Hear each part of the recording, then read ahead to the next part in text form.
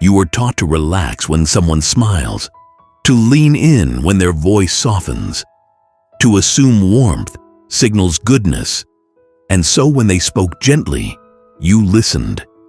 When they looked sincere, you trusted. When they acted friendly, you dropped your guard. But you've been fooled more times than you can admit. Not by open threats, not by loud cruelty, but by softness, by faces that seemed safe, by words dipped in honey, but laced with motive. That's the wound you can't explain because it didn't bleed. It didn't bruise. It just lingered. You assumed sincerity based on tone. You mistook behavior for truth. But Machiavelli knew better. He wrote that men deceive willingly and that appearances matter more than intentions. He didn't say this to be cynical. He said it to be free. Because the world isn't run by those who are good. It's run by those who appear good while playing a deeper game. You weren't betrayed by monsters. You were betrayed by masks, by people who knew exactly how to play the role you needed them to.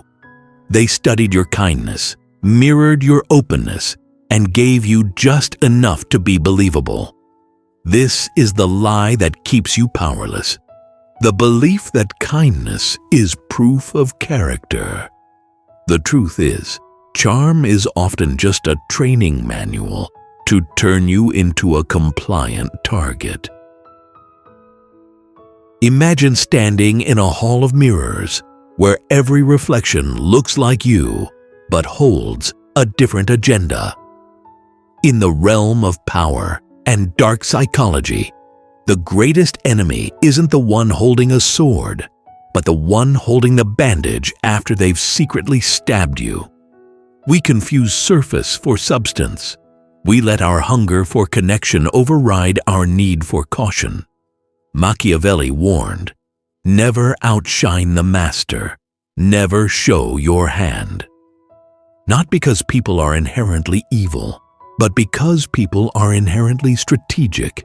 You are still playing by emotional rules in a strategic world. The ones who will hurt you most are never the obvious threats. They are the ones who smile while studying your blueprints, who compliment you while cataloging your weaknesses. They get close not to love you, but to understand how to move you. To win, you must learn to become unreadable. They can't destroy what they can't detect. That is the first rule of power. Your goal isn't to deceive for malice, but to protect your direction. The moment they see your destination, they start plotting ways to bend it. Transparency is a currency you cannot afford to waste.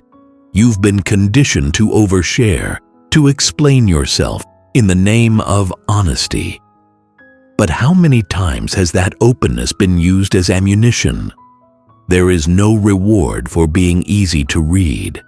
You think you're building trust. You're building a blueprint for your own dismantling. Say less. Speak in misdirection. Let your silence plant doubt. If they can't tell what you want, they can't guess what you fear. And if they can't see your fear, they can't use it. Stop narrating your plans before they unfold. Stop giving people the map to your mind just because you feel the need to be understood. Power grows in restraint, not exposure. When they no longer know what you want, they fear what you might do. That uncertainty is your shield. Let them see your smile, but never your strategy. You thought being available made you valuable, that your presence was proof of loyalty. So you showed up again and again, even when they didn't notice, even when they didn't deserve it. You stayed present out of principle. But Machiavelli understood something most overlook. Power decays when it becomes predictable. Influence diminishes when it is always accessible. The more familiar you are, the more forgettable you become. The strongest move is often disappearance, not out of weakness, but out of strategy. Absence teaches what presence cannot. It teaches value, weight, and consequence. When you pull your attention away, they begin to see its worth. The mind does not chase what it owns. It chases what it fears losing. When you are always around, you become furniture, predictable and easy. But when you vanish, you become a question they can't answer, a gap they can't fill. Your availability is not a virtue.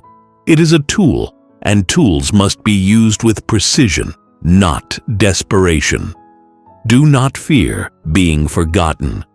People remember those who disrupt the rhythm, those who aren't afraid to vanish when their value is taken for granted. Let them sit in the echo of your silence. You've been living in someone else's version of you, performing in a script they wrote. You thought you were being noble by letting them narrate who you are, shrinking your needs to be easier to accept. But Machiavelli knew that whoever controls the narrative controls the person. It's not about truth, it's about framing. They frame you as the overthinker, the dramatic one, or the unreliable one. And in defending yourself, you only reinforce that frame. Every protest becomes evidence. Every explanation becomes a plea. You aren't escaping the box. You are building it from the inside. Stop defending. Stop justifying every choice. When you stop chasing their version of you and start creating your own, the shift is violent. Internally, you lose the need to be believed. You become dangerous because you no longer explain. When they insult you and you don't flinch, the frame breaks. When they provoke you and you remain still, the illusion shatters. You don't need to be loud to be dominant. Let them call you cold or arrogant.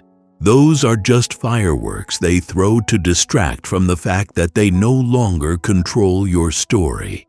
Once you control the frame, you define the world around you. You think waiting to react is strength, that being calm in the face of insult shows maturity. But what it actually teaches is that your boundaries are elastic, that your respect is negotiable. Tolerated disrespect grows. It doesn't disappear. Without immediate consequence, people assume permission. They assume your passivity is acceptance. Power doesn't wait. It moves precisely, without drama or explanation. A boundary enforced coldly and quietly scars deeper than any speech. You don't need to scream. You need to vanish. Stop explaining why what they did hurt you. Disrespect is a test, a quiet question asking, how much of yourself are you willing to lose to keep me comfortable? Your answer sets the tone.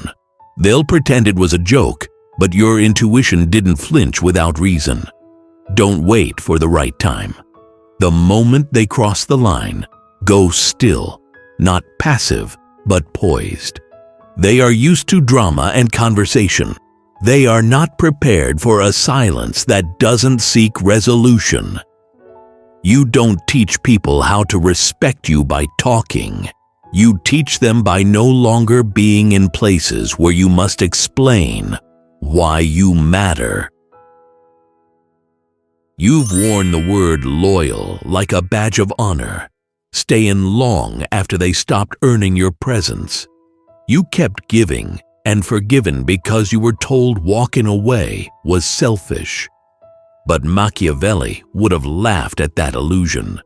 Loyalty without strategy is suicide.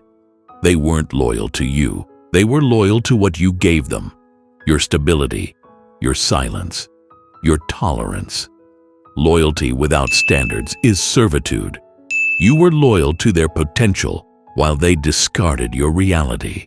Loyalty that cannot be punished is not real. You taught them you'd stay no matter how far they drifted. You think it's virtue, but it's just unmonitored access. People do not value what is always given. They value what they fear losing. Stop calling it love when it's an addiction to familiarity. Stop pretending your endurance is strength. The most powerful thing you can do is withdraw what you once gave unconditionally. You are not an anchor for their dysfunction. You are loyal to your peace and your dignity. If they want your loyalty, make them earn it. If they can't, let them feel what it's like to lose something permanent. In the end, you walk into the room and no one knows what you're thinking. No one can trace the temperature of your silence. You don't explain yourself anymore. You don't soften your words to be digestible. You've become unreadable. And in a world that thrives on predictability, that makes you untouchable. This transformation doesn't end in rage, but in sovereignty. They reach for the levers that once moved you, and nothing happens. You've broken the pattern. You don't respond to guilt. You don't yield to praise. Machiavelli said it is better to be feared than loved if you cannot be both. But he meant the silent gravity that makes others choose their words carefully. You have become a wall, a silence they cannot scale. From that silence, you speak louder than you ever did with words. This is your final evolution, not louder, but more precise. You are no longer a mirror for their narrative. You are your own sovereign. Let them feel the absence of your performance. Let them wonder, because this is what happens when you reclaim the self. You become the question they cannot answer, the door they can no longer unlock. You started with their smile, and you ended with your own power.